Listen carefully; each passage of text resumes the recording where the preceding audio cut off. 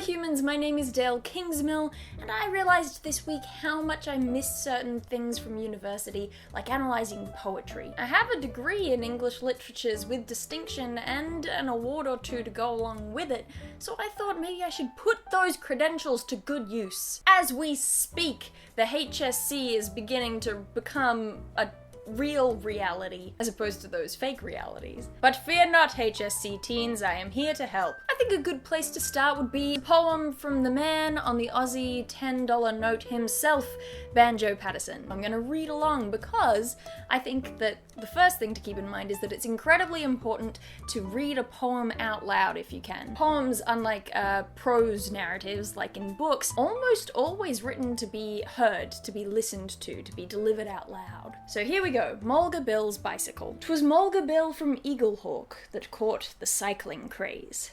He turned away the good old horse that served him many days. He dressed himself in cycling clothes resplendent to be seen. He hurried off to town and bought a shining new machine. And as he wheeled it through the door with air of lordly pride, the grinning shop assistant said, "Excuse me, can you ride?" "See here, young man," said Mulga Bill, "from Walgett to the sea. From Conroy's Gap to Castlereagh, there's none can ride like me. I'm good all round at everything, as everybody knows. Although I'm not the one to talk, I hate a man that blows.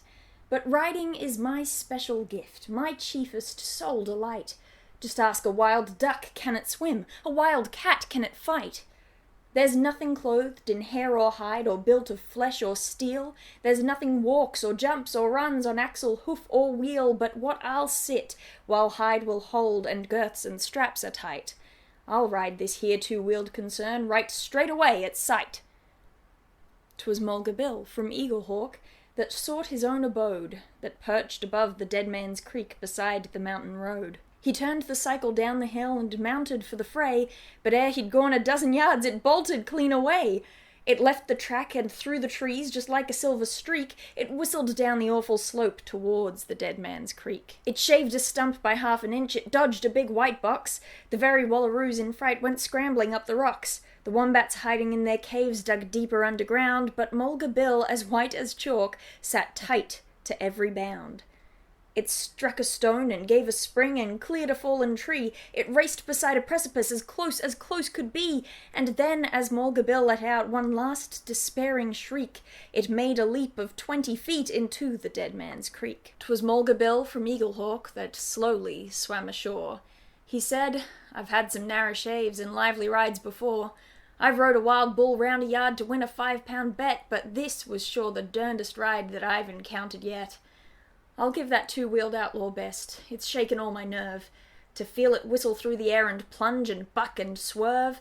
It's safe at rest in Dead Man's Creek. We'll leave it lying still. A horse's back is good enough, henceforth, for Mulga Bill." So that's the poem. It's a really fun one. It's highly narrative, and the techniques that Banjo Paterson uses reflect that. But let's see how. So the first two things that I always recommend looking for in a poem are the rhyming pattern and the meter. So the rhyming pattern in this poem is really simple to find. It's AA, BB, CC, on a repeated cycle. Graze, days, seed, machine, super easy to follow. The meter is usually pretty simple to work out as well, but can be harder to find the correct name for. The technical name for the meter used in this poem and in a lot of Banjo Paterson's poems is iambic heptameter, which basically means that there are 14 syllables in each line, and they're arranged into 7 pairs of feet, or iambs, and the emphasis is on every second syllable. "See here, young man," said Mulga Bill from Walgett to the sea. Now the reason that I suggest always looking for those two techniques first is that they form the rhythm of the poem, and they tell you a lot about the themes and how it should be read. For example, you can find rhyming sets and see what they show about the themes of the poem. For example, some good pairings from this poem would be the rhymes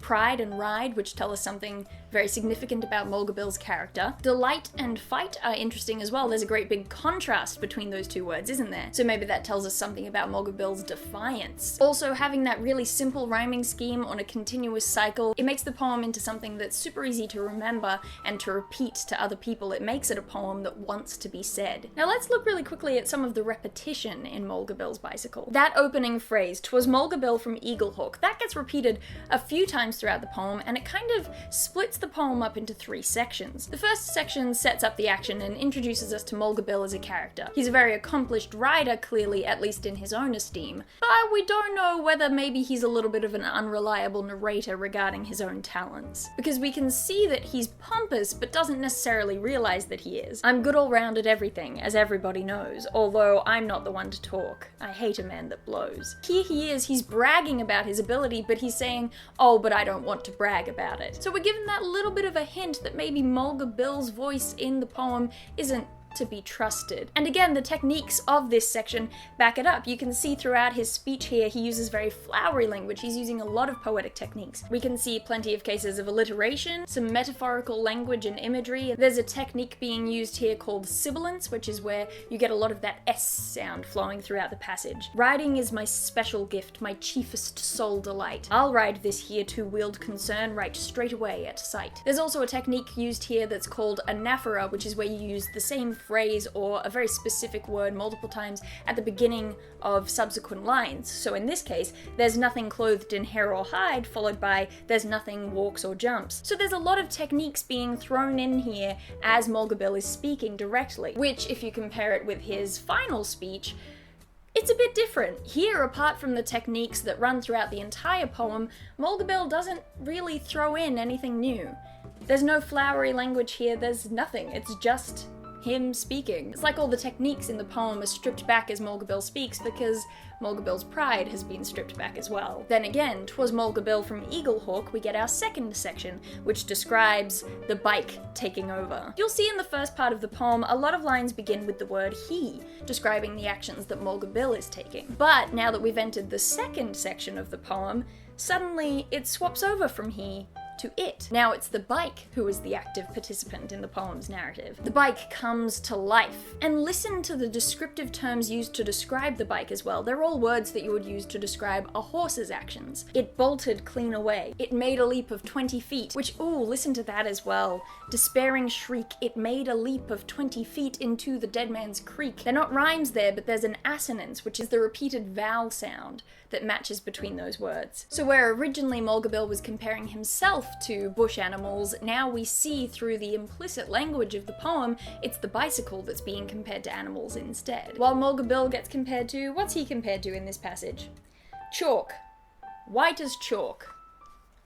Chalk's a little bit less impressive than a wildcat. And finally, the last section, "'Twas Mulga Bill from Eaglehawk," and we get to see Mulga Bill live out his shame, his embarrassment. So if we're talking about the idea of distinctive voices in regards to this poem, and in regards to the work of Banjo Paterson as a whole, we have a couple of ideas that we can look at. In this particular poem, we have the distinctive voice of Mulga Bill within the narrative. Mulga Bill speaks directly to the listener, he's got quotation marks and everything. And think about some of the language he uses. We've got that pompous, full of himself attitude in his whole first speech. We've got a very almost ochre Australian toned what he says. He says "narra," and it's spelt "narra." We have the flat, stripped back tone of his final speech after he's been embarrassed by his failed ride. Then we have the language used in the poem itself. Think of some of the lexicon used in this poem, which is just a really fancy technical way of saying word choice. We have a very deliberate use of Australian place names or creatures or plant life, which matched up with its extremely casual and simple rhythm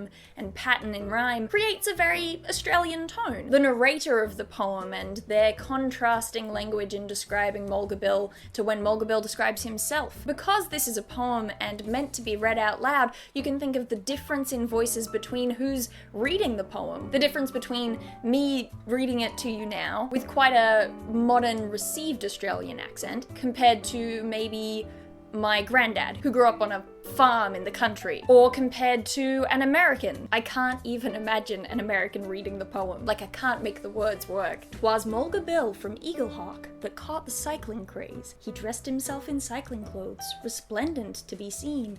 He hurried off to town and bought a shining new machine." I can't do it. So you can see this huge difference in the tone of the poem just based on where the voice is coming from, the cultural context, the time context even. I don't know if this was helpful, I hope that it was. I really enjoy pulling apart texts for English. That's why I got a degree in it. I'm pretty good at it. If this was helpful, consider giving the like button a good old clickin'. You can subscribe to the channel and hit the notification bell if you'd like to see more videos from me. I do plan to do more like this. Good luck to everyone who's studying for the HSC right now. I know it's stressful. You'll get through it. You'll live. It'll be fine. It's all okay. Share this video with someone else you think might get a little bit of use out of it, and I will see you some other time.